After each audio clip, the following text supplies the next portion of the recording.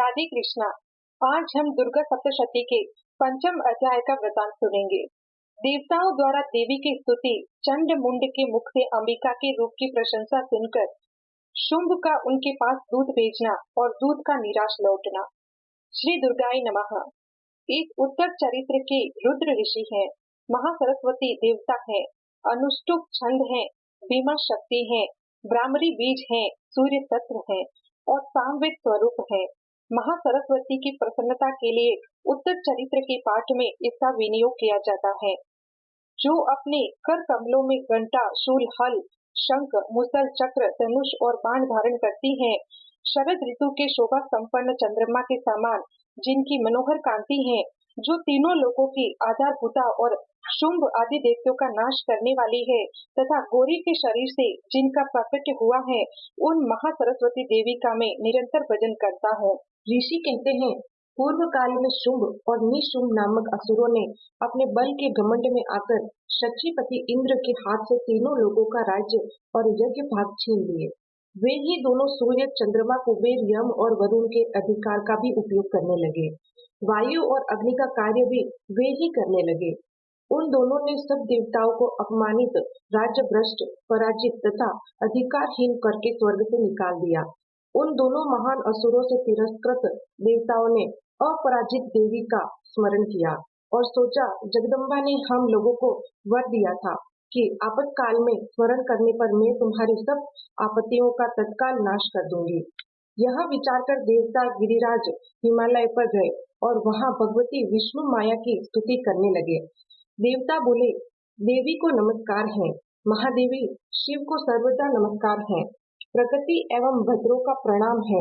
हम लोग नियम पूर्वक जगदम्बा को नमस्कार करते हैं, रौद्रों को नमस्कार करते हैं, नित्या गौरी एवं धात्री को बारंबार नमस्कार है, ज्योत्सनामयी चंद्र रूपिणी एवं सुख स्वरूपा देवी को सतत प्रणाम है। शरणगतों का कल्याण करने वाली वृद्धि एवं सिद्धि रूपा देवी को हम बारंबार नमस्कार करते हैं। नेरति राक्षसों की लक्ष्मी, राजाओं की लक्ष्मी तथा शर्वाणी शिव पत्नी स्वरूपा आप जगदम्बा को बार बार नमस्कार है।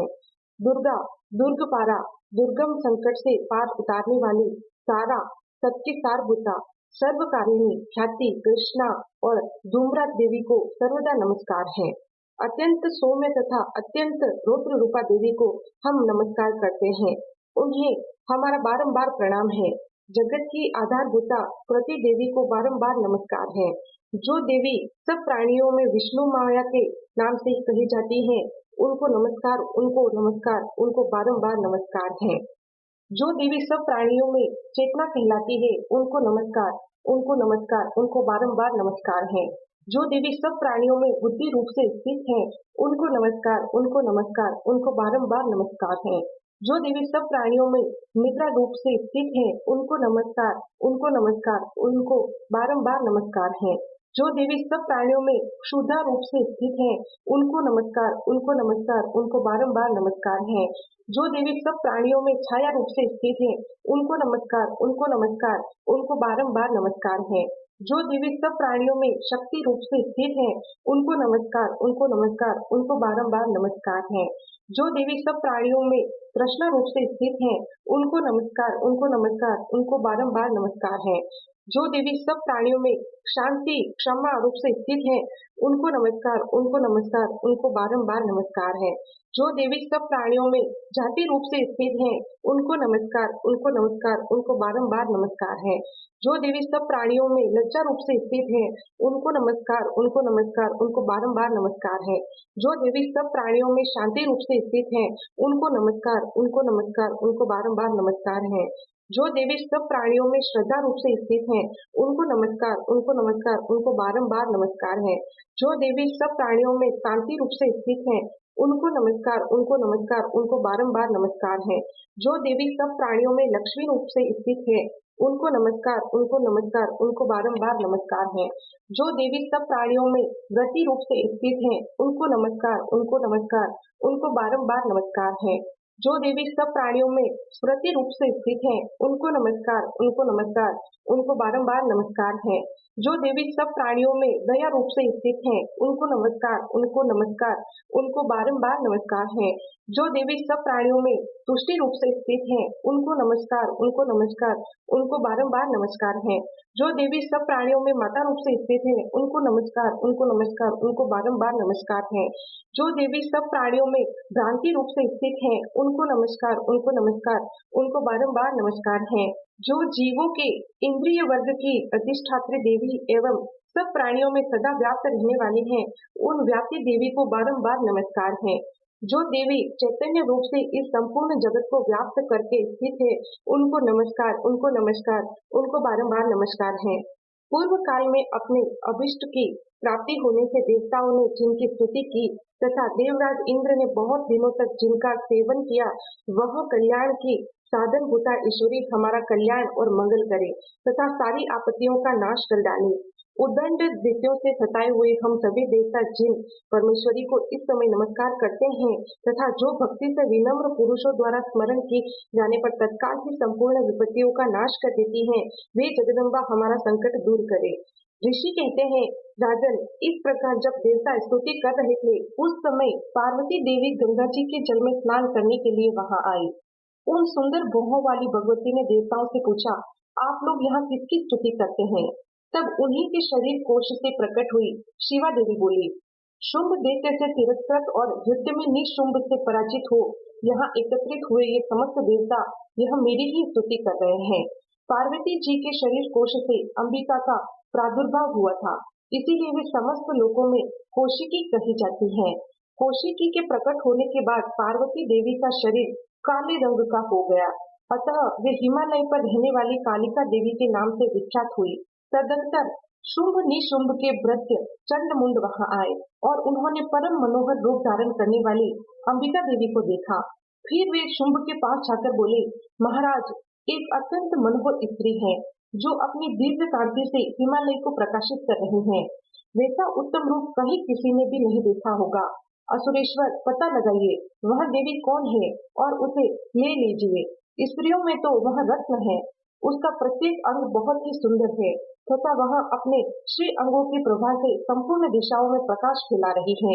दैत्यराज, अभी वह हिमालय पर ही मौजूद है, आप उसे देख सकते हैं। प्रभु, तीनों लोकों में मणि, हाथी और घोड़े आदि जितने भी रत्न हैं, वे सब इस समय आपके घर में शोभा पाते हैं। हाथियों में रत्नभूत ऐरावत, यहाँ पारिजात का वृक्ष और यहाँ ऊंची श्रवा घोड़ा, यह सब आपने इंद्र से ले लिया है। हंसों से जुटा हुआ यह विमान भी आपके आंगन में शोभा पाता है। यह रत्नभूत अद्भुत विमान जो पहले ब्रह्मा जी के पास था, अब आपके यहाँ लाया गया है। यह महापद्म नामक निधि आप कुबेर से छीन लाए हैं। समुद्र ने भी आपको किंजलकिनी नाम की माला भेंट की है, जो केसरों से सुशोभित है और जिसके कमल कभी कुंठाते नहीं है। सुवर्ण की वर्षा करने वाला वरुण का छत्र भी आपके घर में शोभा पाता है तथा यह श्रेष्ठ रथ जो पहले प्रजापति के अधिकार में था, अब आपके पास मौजूद है। दैत्येश्वर, मृत्यु की उत्क्रांतिदा नाम वाली शक्ति भी आपने छीन ली है तथा वरुण का पाश और समुद्र में होने वाले सब प्रकार के रत्न आपके भाई निशुंभ के अधिकार में है। अग्नि ने भी स्वतः शुद्ध किए हुए 2 वस्त्र आपकी सेवा में अर्पित किए हैं।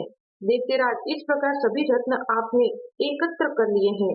फिर जो यह स्त्रियों में रत्न रूप कल्याणमय देवी है, इसे आप क्यों नहीं अपने अधिकार में कर लेते? ऋषि कहते हैं, चंडमुंड का यह वचन सुनकर शुंभ ने महादैत्य सुग्रीव को दूत बनाकर देवी के पास भेजा और कहा, तुम मेरी आज्ञा से उसके सामने ये बातें कहना और ऐसा उपाय करना जिससे प्रसन्न होकर वह शीघ्र ही यहाँ आ जाए। वह दूत पर्वत के अत्यंत रमणीय प्रदेश में जहाँ देवी मौजूद थी वहां गया और मधुर वाणी में कोमल वचन बोला। दूत बोला, देवी, दैत्यराज शुंभ इस समय तीनों लोकों के परमेश्वर हैं। मैं उन्हीं का भेजा हुआ दूत हूँ और यहाँ तुम्हारे ही पास आया हूँ। उनकी आज्ञा सदा सब देवता एक स्वर से मानते हैं, कोई उसका उल्लंघन नहीं कर सकता।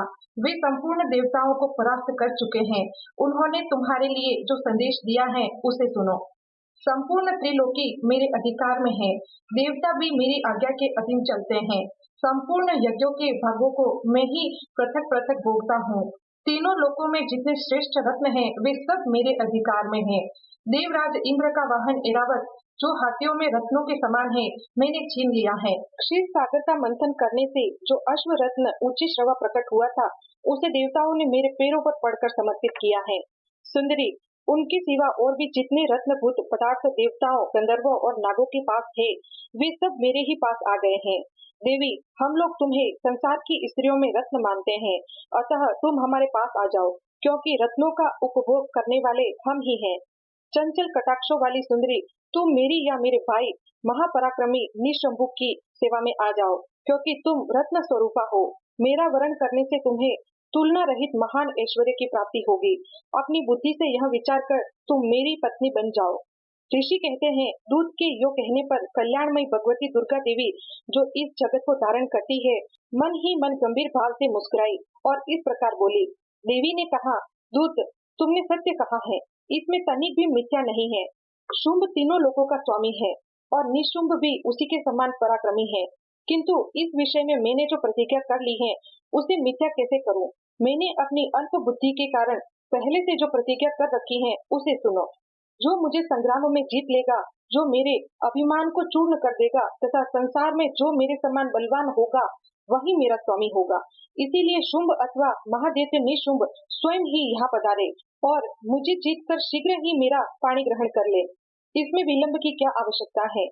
दूत बोला, देवी, तुम घमंड में भरी हो, मेरे सामने ऐसी बातें न करो। तीनों लोगों में ऐसा कौन पुरुष है जो शुंभ निशुंभ के सामने खड़ा हो सके? देवी, अन्य दैत्यों के सामने भी सारे देवता युद्ध में नहीं ठहर सकते, फिर तुम अकेली स्त्री होकर कैसे ठहर सकती हो?